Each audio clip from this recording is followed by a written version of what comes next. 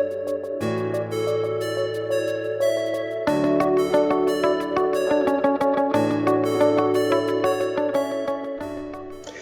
everyone, welcome back for another of our Trader Talks videos with myself, Richard Perry, Market Analyst at Hantec Markets. Now, if you haven't already started trading with Hantec Markets, you can go to our website, hmarkets.com, for more information where you can sign up for a free demo account, and also you can open a live trading account in 4 easy steps. Now, enough of that boring stuff.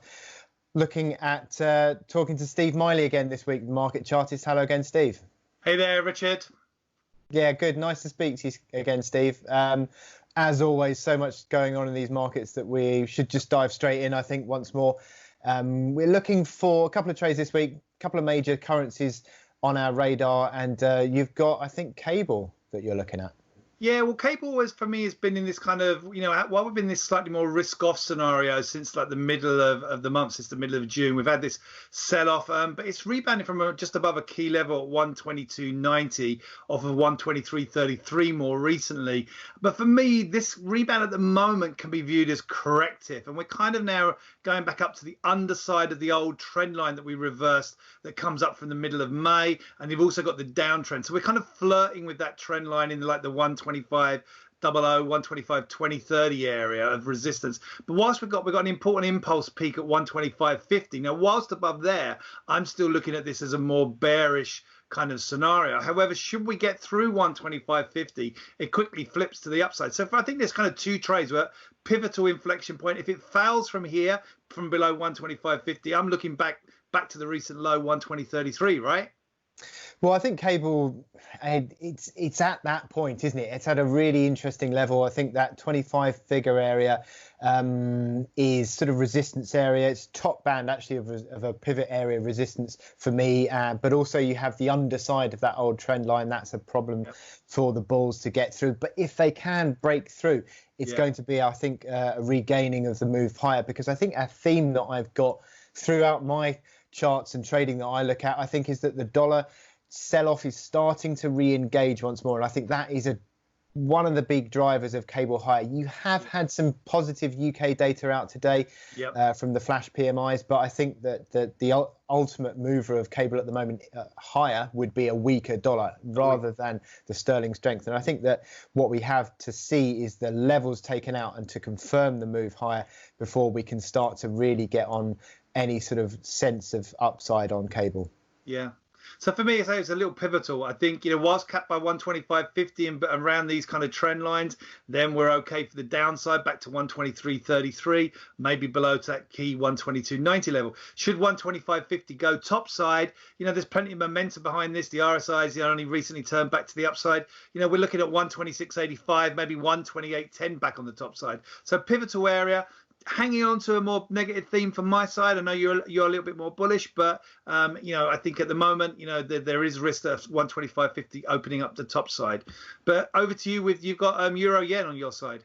Yeah, I think euro is a key theme for me throughout trading at the moment, because I really like the way that euro is actually set up. The recent corrective move that we saw in euro dollar found some support and started to turn that corner again right at a decent uptrend level, and I think we've got a similar setup that we've got on euro yen. We see that the market picked up from the 119.30 level. A couple of bull candles seem to be now forming and starting to break the downtrend.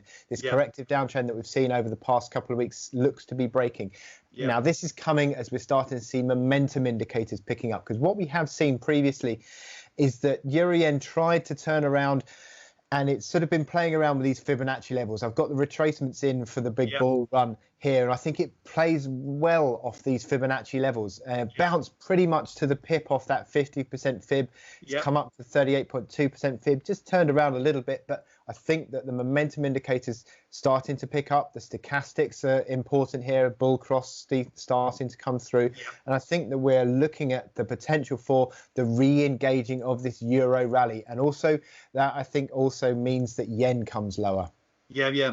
And that kind of sits with a shift. It should, similarly, cable gets above 125.50. It kind of sits with a shift we've seen really this week from very indecisive last week, but back to more of a risk on theme across, Forex, across the equity markets we're seeing right now. Certainly in the last 2 days, you've seen dollar falling over, yen falling over. And I think that we're starting to see this risk appetite picking up. Equity markets certainly again today, another playing into that. Yeah, and that's kind of this trade-off at the moment. Effectively, we are getting a bit more bad news coming through on this kind of reinfection second wave. The data out of Germany is not good in that. Always, the German area start being shut down again. So we are seeing that, and obviously you've got the US states which are still sort of struggling to really come out of their lockdown. But I still think that there is a risk positive look. You look at the PMI data that came out today, or for the Eurozone, for the UK, for the US. All of that data coming in better than expected. US housing much better than expected again. So